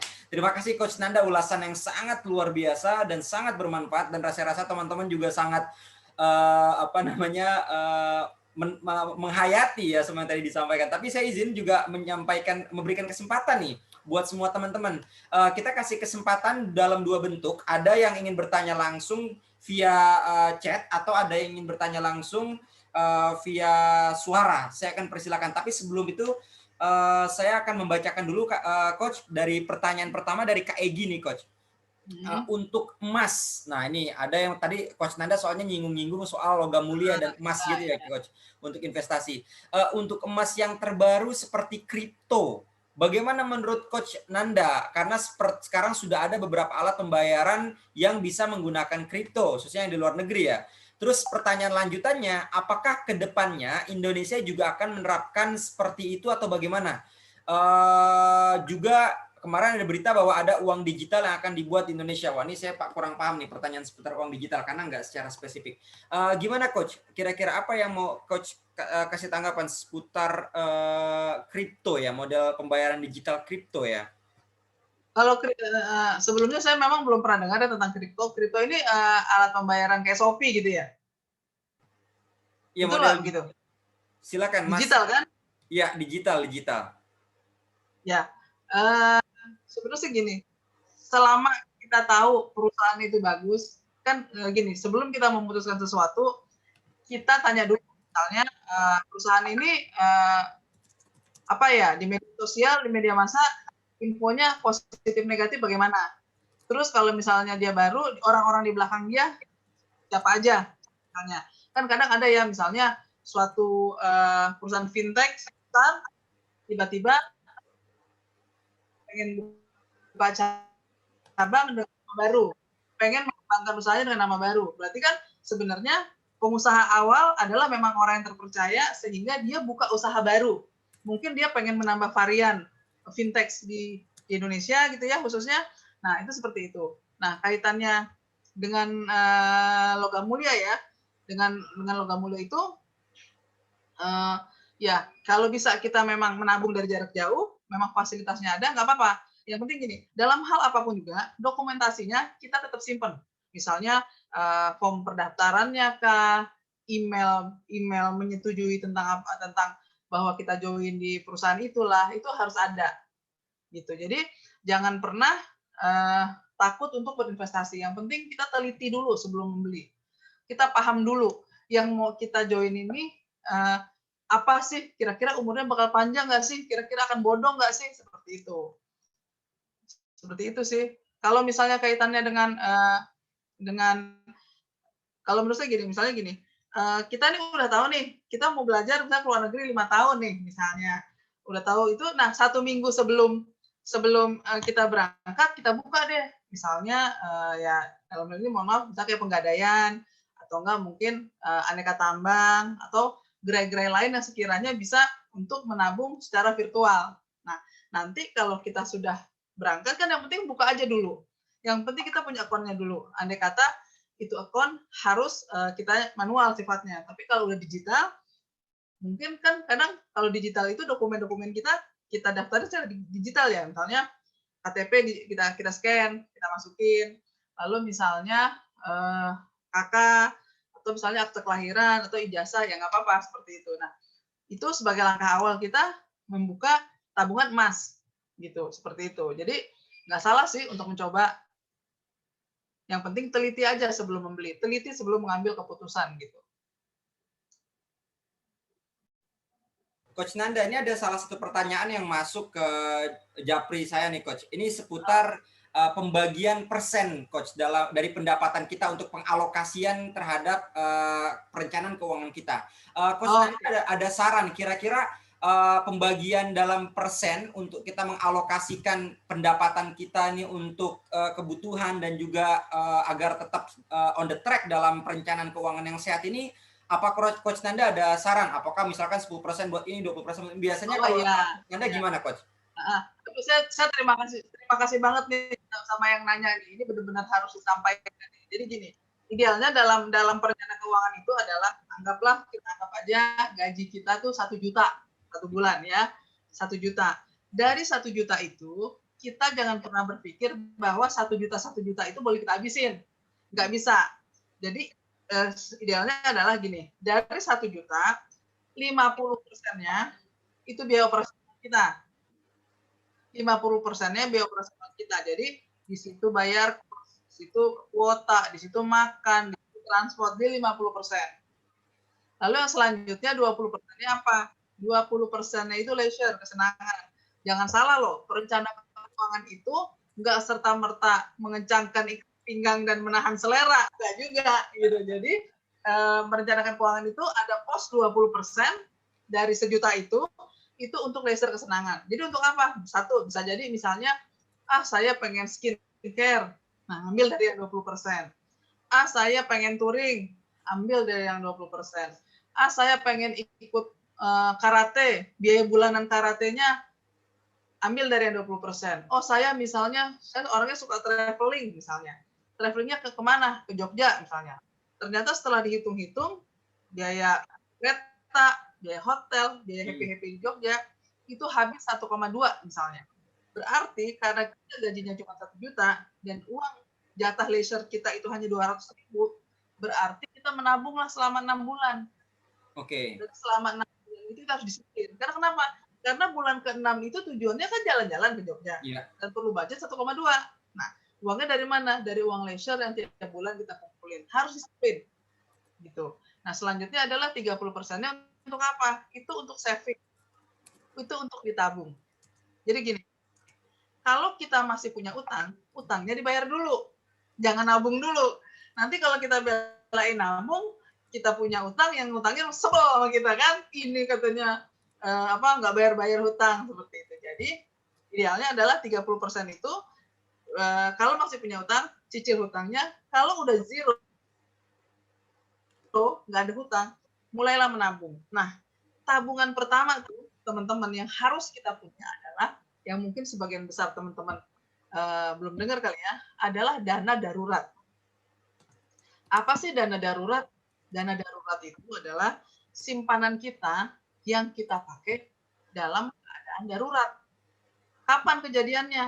Ya nggak tahu, namanya juga keadaan darurat kan. Nah gitu. Jadi dana darurat itu idealnya nih, kalau kita masih lajang, belum menikah, misalnya, itu kita punya minimum 6 kali gaji kita. Jadi kalau gaji kita tadi 1 juta tuh, paling tidak kita punya tabungan dana darurat itu 6 juta. Jangan dipakai. Biarin aja.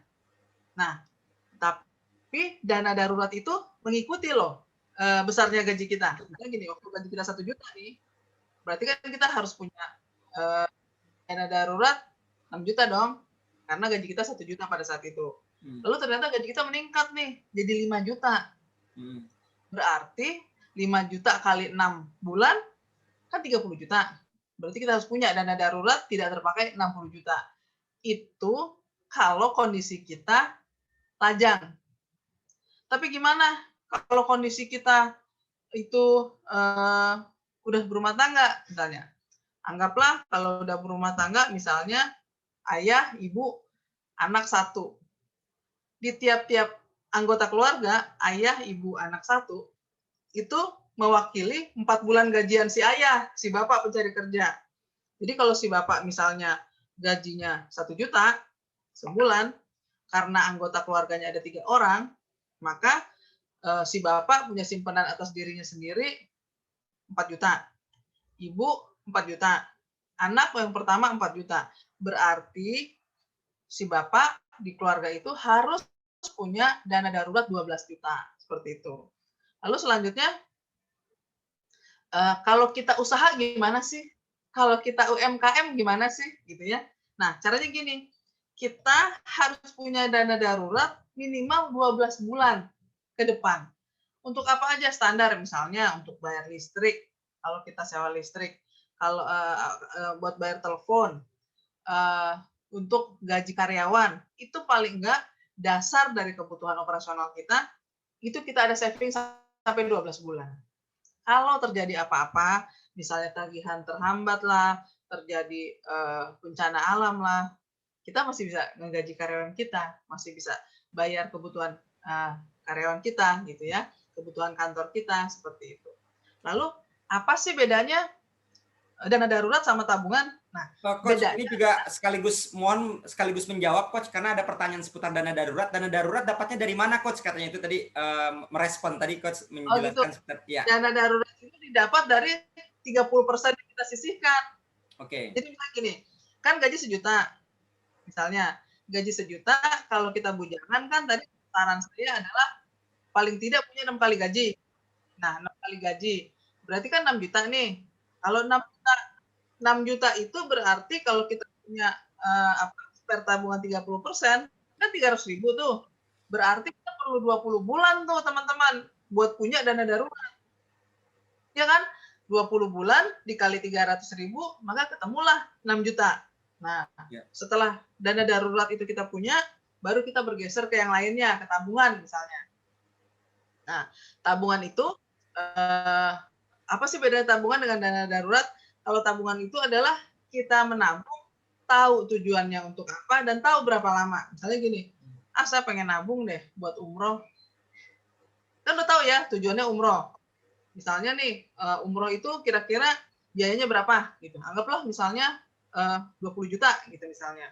20 juta itu ternyata kita sanggup nabung sebulan sejuta misalnya. Berarti dari 20 bulan tuh setelah kita menabung, kita punya sejumlah uang untuk umroh. Itu namanya tabungan. Tabungan itu adalah sejumlah dana yang kita sisihkan untuk disimpan dan kita tahu tujuannya untuk apa. Gitu teman-teman. Kalau dana darurat, benar untuk keadaan kita darurat dan kita nggak tahu kejadiannya kapan. Siap. Seperti itu. Ini ada ini sih coach, follow up ini karena menarik ya, diskusinya masih belum pengen berakhir nih, banyak pertanyaan terus.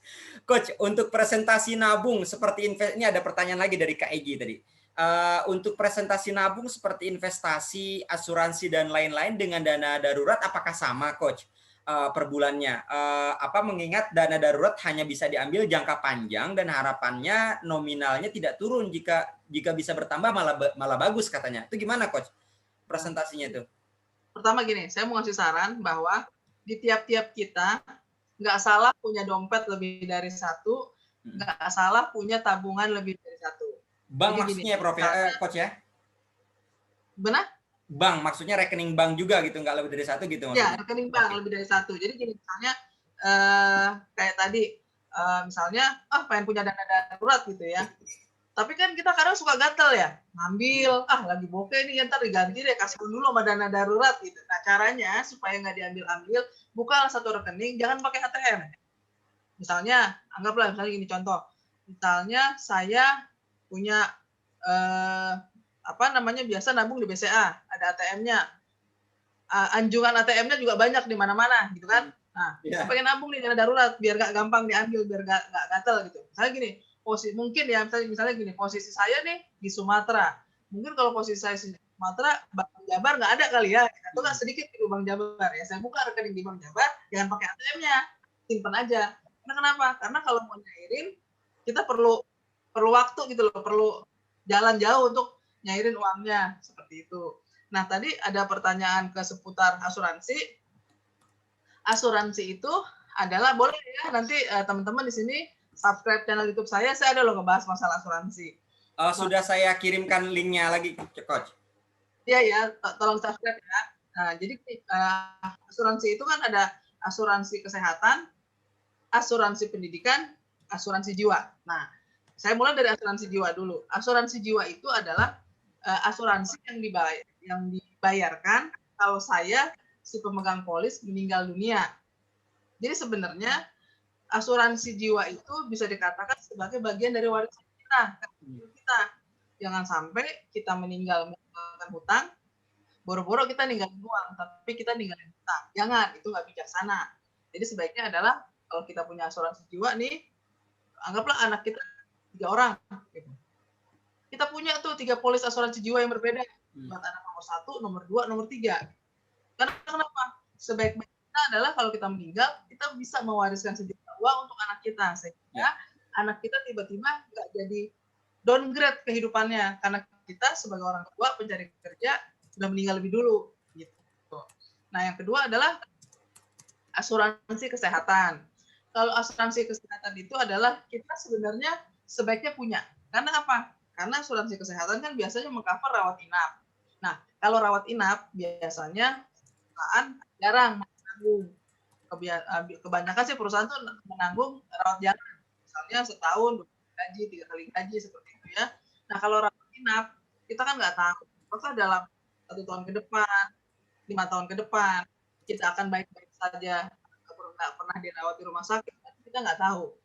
Kita harus jaga-jaga. Masalahnya ketika kita harus berhubungan dengan rumah sakit, tiba-tiba karena satu dan lain hal, kita dirawat. Nah, masalahnya bedanya, kalau kita nginep di hotel, kita tahu kapan kita pulang. Tapi kalau kita nginep di rumah sakit, kita nggak tahu kapan kita pulang. 2 hari kah? 3 hari kah? Seminggu kah? Dan kadang-kala banyak kejadian ketika kita dirawat inap, itu harus mengambil dalam jumlah besar tabungan kita. Nggak jarang ada suatu penyakit orang jadi bangkrut. Ya. Kenapa? Karena nggak punya asuransi kesehatan yang mengcover kesehatan dia, seperti itu. Dan semakin kita dewasa, semakin kita tua, premi asuransi itu semakin besar.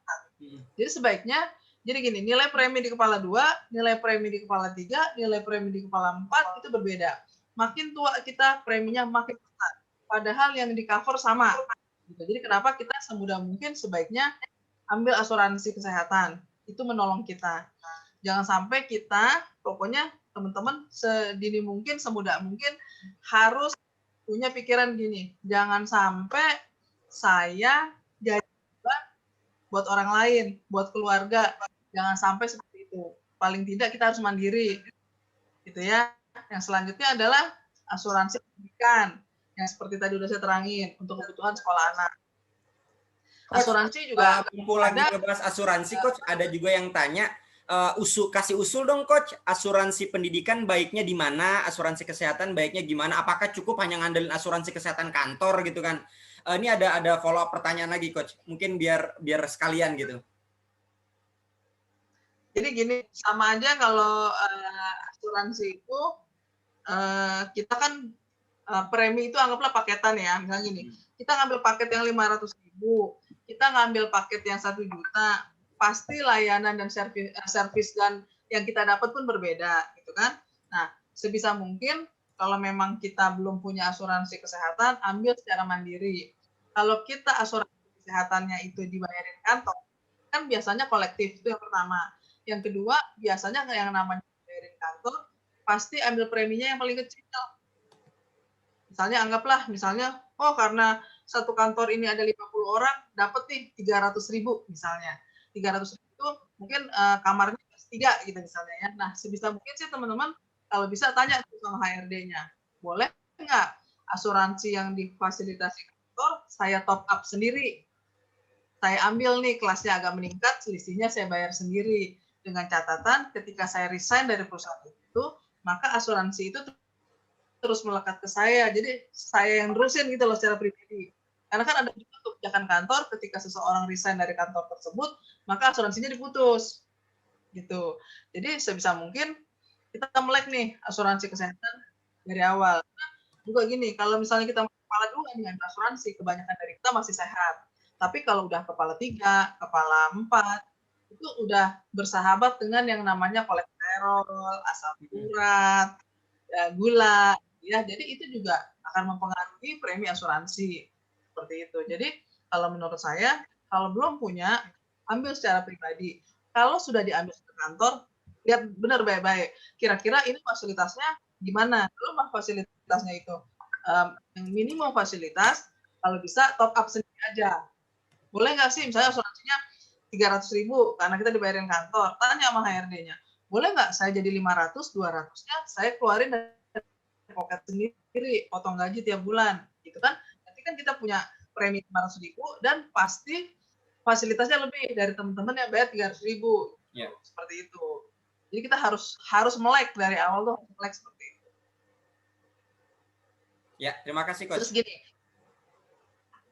terkait dengan asuransi pendidikan, ya kan gini, asuransi pendidikan misalnya anggaplah asuransi pendidikan itu akan diambil mau masuk SD, mau masuk SMP, mau masuk SMA, mau masuk kuliah gitu ya. Ternyata pas mau masuk SMP anak kita dapat beasiswa. Ternyata mau masuk SMA anak kita dapat beasiswa. Ternyata mau masuk kuliah anak kita dapat beasiswa. Nggak apa-apa, itu yang harusnya diambil nggak usah diambil, diinvestasikan aja. Nanti gunanya buat apa? Jadi kan kita punya sejumlah dana pendidikan yang nggak kita ambil tuh. Nah, mungkin bisa dipakai ketika anaknya menikah sebagai tabungan. Ternyata uang pendidikannya nggak kepake, disimpan terus di dana asuransi. Pas anaknya kuliah juga dapat beasiswa, jadi anaknya mau nikah aja diambil, dicairkan. Dan itu kan benar-benar menolong ya. Jadi anak tersebut punya sejumlah dana buat backup di nikah gitu. Itu kan luar biasa. Itu kan bagian rencana keuangan yang sangat mensupport anak kita nanti. Ya. Menarik, terima kasih Coach Nanda. Ini waktunya juga semakin menjelang jam 11, walaupun pertanyaan masih terus banyak berdatangan, baik lewat saya ataupun juga lewat chat-chat lain yang langsung disampaikan teman-teman peserta. Coach, izin saya satu pertanyaan terakhir ini dari Mas Egi lagi. Untuk dana darurat ditaruh di pasar modal tidak masalah kan, Coach?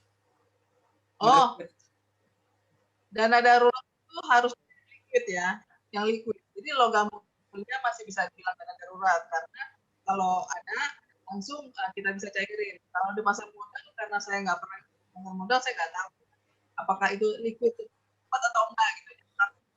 Tapi kita kena musibah sekarang baru bisa cair minggu depan. Kita kena musibahnya sekarang, cairin minggu depan. Nah, jangan seperti itu. Sifatnya dana darurat adalah bisa dicairkan.